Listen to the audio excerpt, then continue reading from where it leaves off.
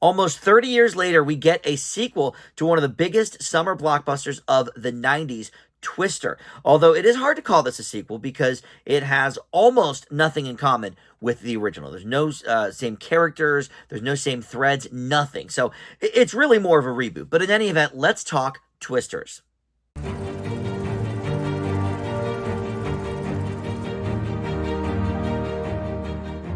Hey guys, Dan here. This is Dan Reviews It. Welcome to my spoiler-free review for the new film Twisters. This is playing in theaters right now, and it serves as a sequel of sorts to the 1996 blockbuster Twister, starring Helen Hunt and Bill Paxton. And this has been through a few different stages in the last few years, including at one point Helen Hunt was wanting to write and direct a sequel to the film featuring her and then what would be Bill Paxton's daughter's character, because Bill Paxton, of course, has passed. But that never came to be. The studio didn't really care for her treatment of the film, so they moved on, and now we get the Glenn Powell and Daisy Edgar Jones-led film.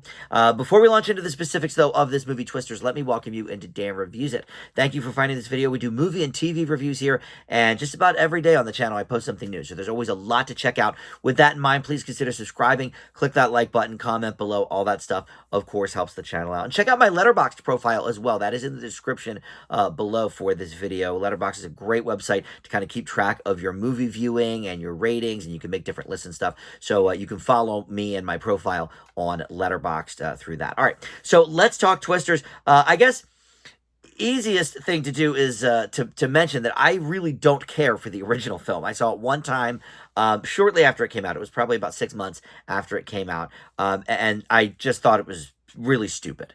Not my kind of movie, really, and I didn't really see, like, if it was a summer blockbuster that was this kind of just, like, dumb action movie, I just didn't see it. Like, it took me about 15 years to see Armageddon as well, from a couple of years later. So, I wasn't grading movies then, but honestly, it's probably like a D+ or a C- or something. It's definitely, on that level for me. So I went into this having really no expectations. I didn't think that we needed a sequel to Twister, but it turns out, like I mentioned up top, this isn't really a sequel.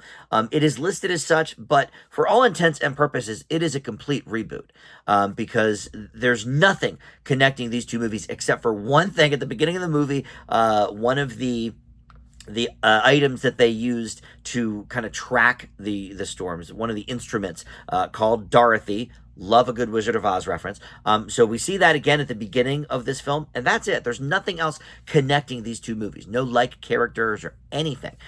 So we have Glenn Powell. Well, I guess Daisy Edgar Jones is the first character we kind of meet. So let's talk about her, I guess.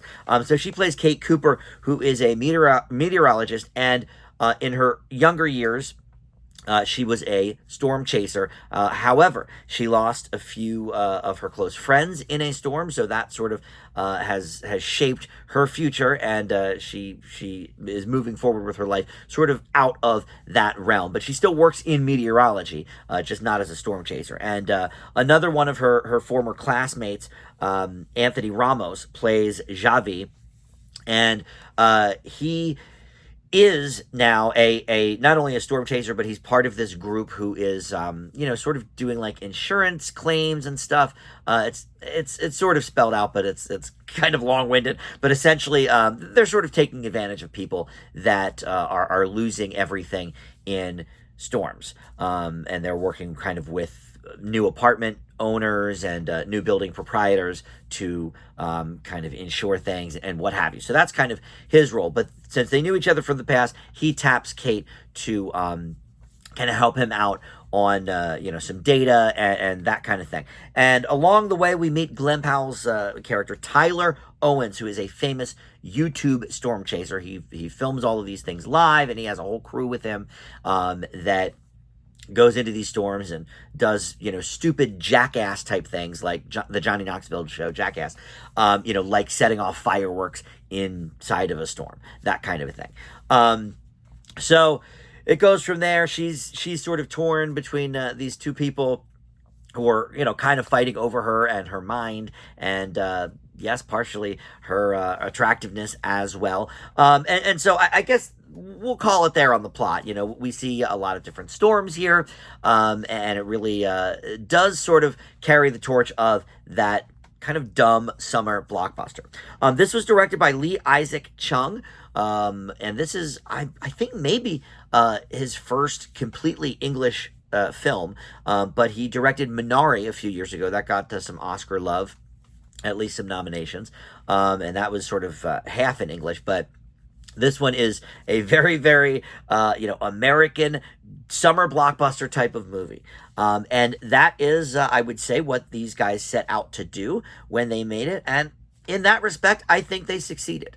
I will say off the top, I think this is a much better film than the original Twister. I think it's much better put together. I think, look, part of the hook of that original Twister was the flying cow, right? We saw it in every commercial, and that's when, they had movie trailers were playing round the clock on commercial breaks, and we didn't have things like Netflix with no commercials, so we saw a lot of commercials and a lot of previews, and that cow flying in the tornado, I must have seen that 100 times, and that was sort of the hook for that movie. This movie doesn't have that flying cow moment, and I think that is for the better.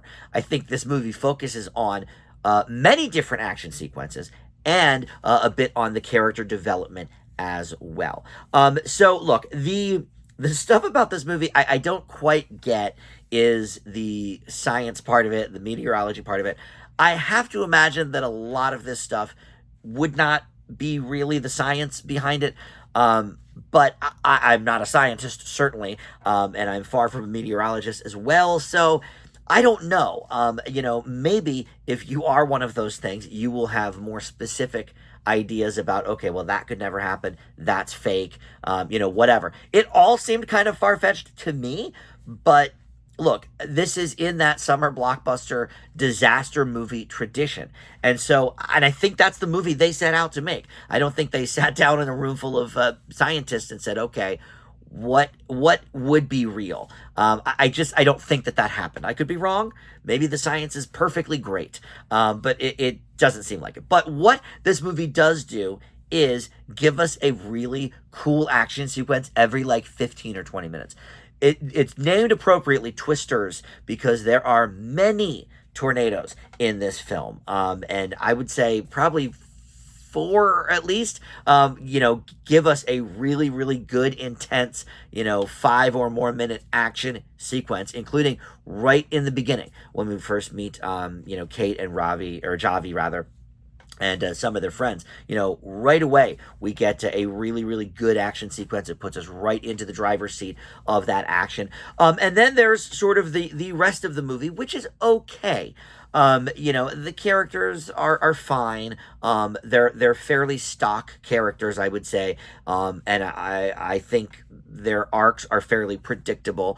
And they're certainly pretty. Daisy Edgar-Jones, if you don't know, she's, I would think, best known for her performance in Where the Crawdads Sing, which I didn't really care for as a film either, but she was fine in it. And then Glenn Powell, he is, the hot up-and-comer of the day, from Top Gun Maverick to earlier this year, he was in the rom-com Anyone But You that got a lot of buzz.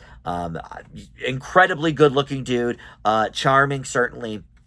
His characters, though, I loved the movie Hitman that was with him on Netflix a few months ago, but a lot of these characters seem, fairly similar, maybe a little bit stupid, but, adorably so, and, kind of maybe rough around the edges when we first meet him, and then maybe he softens a little bit as the movie goes. This is kind of what his stock in trade lately, but it works for this movie for what it is. I will say that those parts of the movie do, I think, diminish a little bit of the quality of the film just because they're so predictable, whereas actually some of the action sequences, yeah, okay, maybe we can gauge who lives and who dies perhaps, but they're at least exciting and thrilling to watch, and I think that's what people are coming to these movies for. Yes, sure, romance is great too, kind of on the sidelines, but none of the characters are really that well fleshed out, and some of the dialogue is pretty weak. But overall, look, I think this is a vast improvement from the original Twister. I leave Twisters with a B minus, and you can see that in theaters right now. I think if you just want to go see some dumb action on your screen this summer, this is probably the best that we're going to get. I'm trying to think. I mean, there have been better action movies this summer. The Fall Guy was certainly better as a film. But in terms of like dumb action movies, I think this one's going to be your winner at the box office this summer. So, all right, thank you so much for watching Dan Reviews It. I'll see you next time. Bye.